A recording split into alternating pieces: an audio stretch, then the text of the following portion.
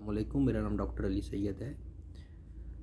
आज मैं जिस मौजू के साथ आपके साथ बात करने आया हूँ, अपनी वीडियो सीरीज़ जो मैंने स्टार्ट की हुई है आगाही के लिए। आज मेरा मौजू है कमर में दर्द होना, पट्ठों में उकड़ाव होना या खिंचाव होना, आम ज़ुबान में। हमारे पास जो मरीज़ आते हैं उनमें से काफ़ी हद तक ये मरीज़ आते हैं कि वही कहते हैं, डॉक्टर साहब हमारे कमर में दर्द है, चला नहीं जाता, नमाज नहीं पढ़ी जाती, इबादत नहीं होती और अकड़ाव बहुत रहता है, झुका नहीं जाता।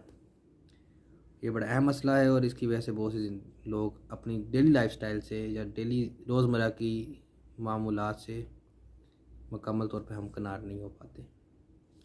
तो आज मैं उसी को लेकर आपसे बात करने आया हूँ। मेरा जो बात करने का मकसद ये है कि वो आपसे आगाही हो, आपको आगाही दी जा सके। कमर में दर्द होना या अकड़ाव होना, उसकी बहुत सी पट्ठों में अकड़ाव होना, टांगों की दर्द हो जाना, उसका खिंचाव होना, उसकी पहली जो वजह है वो ज़्यादा वज़न का होना है। इंसान का वज़न ज़्यादा हो गया, हड्डियों पे वो ताकत नहीं है, जितनी हड्डियां हैं, हड्डियों का वज़न उठाने के अल्लाह ने बनाया है या खुदा ने बनाया है। अब जिस्म के पास उतनी ताकत नहीं है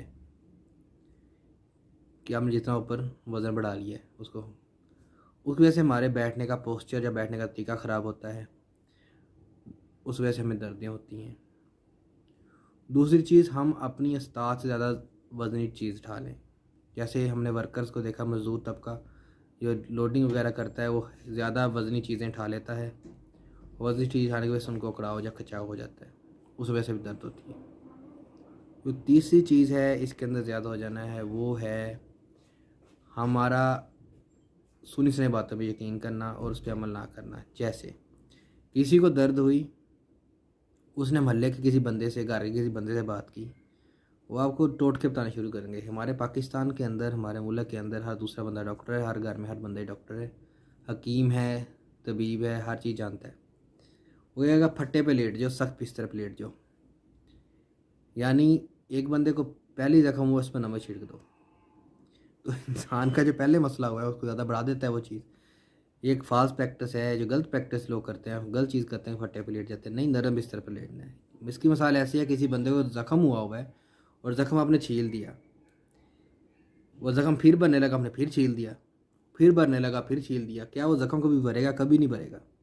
इस तरह जो जोड़ों का या मोरों का मसला होता है उसकी वजह ये होता है, जब हम चलते हैं, हमारी एक्सरसाइज, हमारा बैठने का तरीका नहीं ठीक होता है, या हम फट्टे पे लेटते हैं, हम जोड़ों को वो सुकून, रेस्ट नहीं दे पाता जिसको मिलना चाहिए।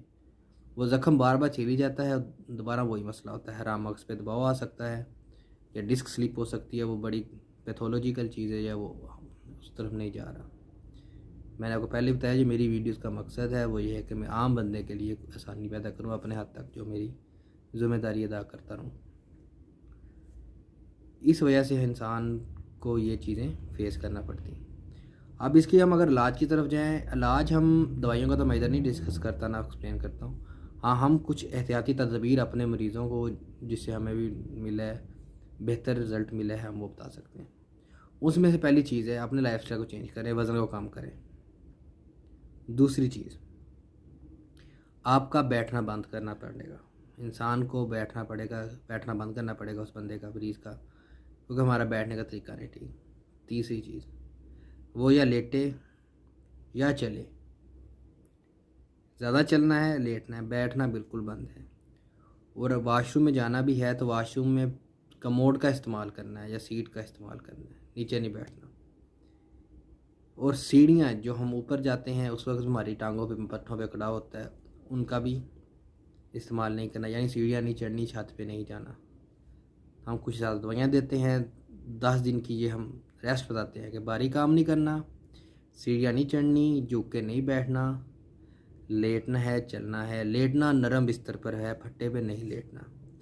इन चीज़ों पे लोग जो अमल करते हैं, उनकी एक्सरसाइज करने की वजह से, चलने की वजह से इंसान बेहतर होता है और मरीज़ अपने आप को खुद बेहतर महसूस करता है। उम्मीद है कि मेरी बात आपको अच्छी लगी होगी। मैं आइंदा भी ऐसी वीडियोस बनाता रहूँगा। शुक्रिया, बहुत शुक्रिया। अल्लाह हाफिज़।